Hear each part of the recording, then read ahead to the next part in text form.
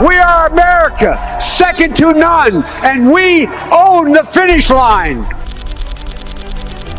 I, Donald John Trump, do solemnly swear I will faithfully execute the office of President of the United States.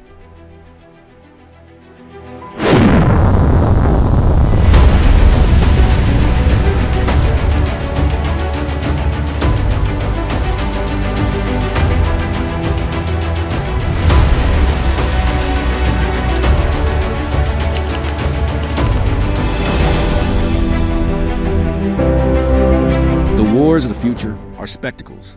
Hypersonic missiles tearing through the sky, drone swarms hunting targets, cyber attacks plunging cities into darkness.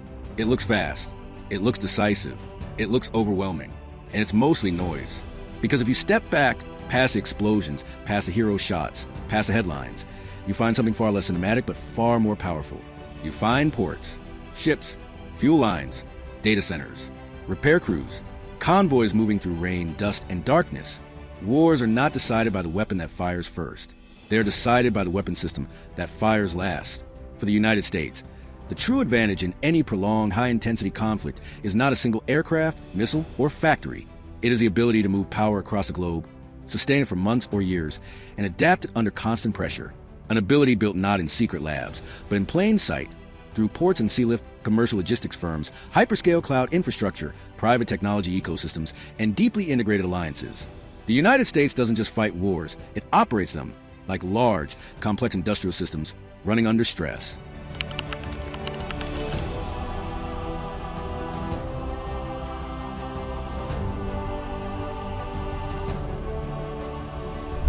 Or, as one study from the U.S. National Defense University put it with striking clarity, U.S. ports and harbors serve as power projection platforms for U.S. national strategy.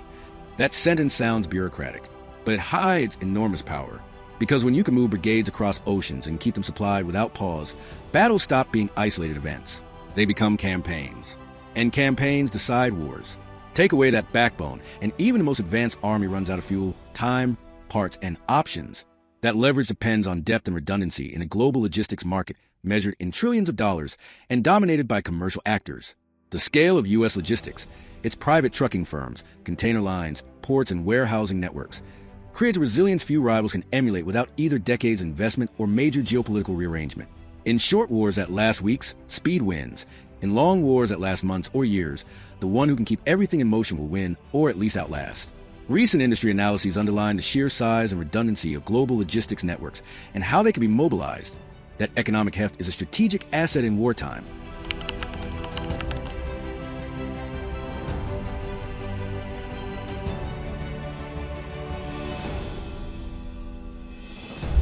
The second pillar of America's advantage is harder to photograph, but just as decisive. It is the quiet merging of military power with civilian industry, an integration that doesn't wait for wartime decrees or central commands. The United States is not the only country that works with private contractors, but it is the only one where civilian infrastructure can be repurposed almost instantly at national scale. Cloud data centers become battlefield compute. Commercial satellite networks expand coverage overnight. Private shipyards, trucking firms, and logistics giants quietly ship priorities, reroute flows, and absorb military demand without the system breaking. This does not happen because Washington orders it. It happens because the ecosystem is already wired that way. In a crisis, capacity doesn't need to be invented. It is redirected. A major study by the Center for New American Security makes this point bluntly. Modern military power no longer emerges from isolated defense programs, but from a continuous interaction of industry, academia, and government. The faster those worlds co-evolve, the faster capability appears at the front. This is not a convenience. It is a force multiplier. The contrast with China is revealing. Beijing speaks openly about military-civil fusion, and on paper its model looks formidable. The state directs industry. Priorities are clear. Resources move quickly, at least at first. But direction is not the same as adaptation. China's system is engineered from the top down. America's grows from the bottom up. U.S. commercial ecosystems are decentralized, competitive, and globally entangled. Innovation emerges through trial, error, and constant iteration. When something fails, another firm steps in. When a bottleneck appears, the market routes around it. That messiness looks inefficient in peacetime, but in war, it creates resilience. Recent academic research clearly highlights the trade-off. Centralized control can accelerate specific programs, but struggles with surprise. It struggles with recombination, and it struggles when supply chains span continents rather than ministries. In future wars, the decisive question will not be who planned best in advance. It will be who can adapt fastest once plans collapse. On that terrain, America's advantage is not control. It is flexibility at scale.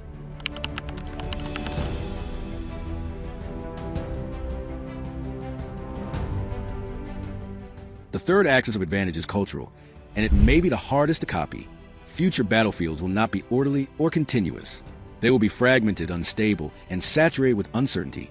In that environment, the decisive edge is not flawless planning. It is decision speed. Resilient systems do not win because every choice is correct. They win because they can observe, decide, and act faster than the enemy can react. Again and again, this is where American military culture matters. The U.S. Army's doctrine of mission command pushes authority downward. Leaders are given intent, not scripts. They are expected to act, to adapt, and to exploit fleeting opportunities without waiting for permission. That freedom is not recklessness. It is design. Under pressure, decentralized initiative compresses time. While one force waits for approval, the other is already moving. Decades of research on mission command show why this works. Leadership that trusts subordinates produces faster decisions, higher motivation, and greater resilience under stress. But more importantly, it produces adaptation. Units that are allowed to fail quickly can quickly correct. Units that fear mistakes freeze. Hierarchies that funnel every decision upward create bottlenecks. In modern war, those bottlenecks don't just slow operations, they become targets. This difference in decision architecture will matter more than any single weapon system. In the fog of future war, the side that can think and act locally at speed will shape events. The side that must wait will chase them.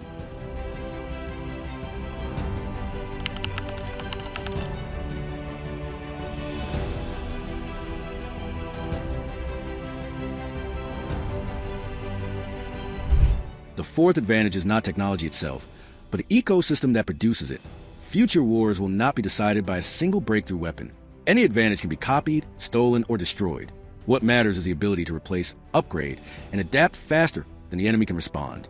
This is where the United States holds a quiet edge. America's technology sector constantly generates tools designed for the civilian market. Satellite imagery, small sat constellations, secure communications, advanced manufacturing, or artificial intelligence. In wartime, these tools don't need to be reinvented. They are absorbed. Large tech firms and small startups alike feed into this process. New capabilities are tested, discarded, refined, and fielded in rapid cycles. Analysts of the U.S. digital military ecosystem have pointed out that this flow, commercial innovation moving quickly into operational use, is what allows the U.S. to compress the distance between idea and impact. The result is speed and depth. Systems can be prototyped quickly, scaled cheaply, and replaced without paralysis. Vulnerabilities do not linger for years. They are patched, bypassed, or rendered obsolete. States that rely primarily on centralized research institutions struggle here. Their programs are powerful but brittle. When a system fails, it takes years to recover. When a vulnerability is exposed, it becomes a fixed target. A competitive, well-supplied market behaves differently. It produces redundancy. It produces alternatives. And it produces constant churn. Exactly the conditions that make it difficult for an adversary to cripple a system by striking a single point. In future wars, endurance will belong not to the side with the most advanced technology, but to the one whose technology can fail, regenerate, and evolve without stopping the fight.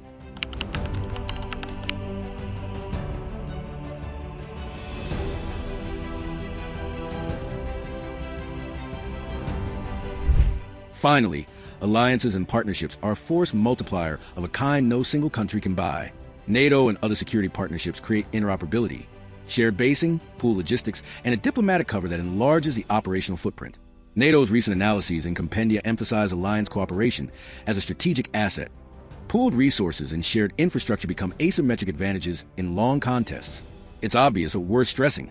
A country that can't rely on partners for basing, spare parts, and political legitimacy will find its options sharply constrained. The U.S. leverages alliances not as mere diplomatic trophies, but as distributed nodes of sustainment and redundancy. Exactly the kind of network that turns tactical engagements into strategic campaigns. So when you ask what America's true advantage is, the right answer is systemic, not singular. The U.S. doesn't merely field superior weapons. It operates a global industrial and information ecosystem that keeps combat power alive and adaptable across years and oceans. None of this is a guarantee. A system as large and integrated as America's is also a system with exposed seams. Adversaries will probe choke points, target digital dependencies, test political cohesion, and look for moments where complexity becomes fragility. The United States knows this, and that awareness may be its quiet strength. Across government, industry, and academia, planners are already focused on the hard work ahead, diversifying supply chains, decentralizing command structures, hardening civilian infrastructure, and building redundancy not just in hardware, but in people, institutions, and alliances. This is not the work of a nation preparing for a single decisive battle. It is the work of society preparing for endurance. That is why the outlook remains optimistic. Not because America is invulnerable, but because it has repeatedly shown an ability to adapt, to self-correct, and to integrate lessons faster than its rivals. If future wars are decided less by spectacular weapons and more by resilience, coordination, and sustained effort, then the odds remain strong that the United States will remain the country best prepared for those wars, not because it seeks them, but because it has learned how to survive them, often the hard way.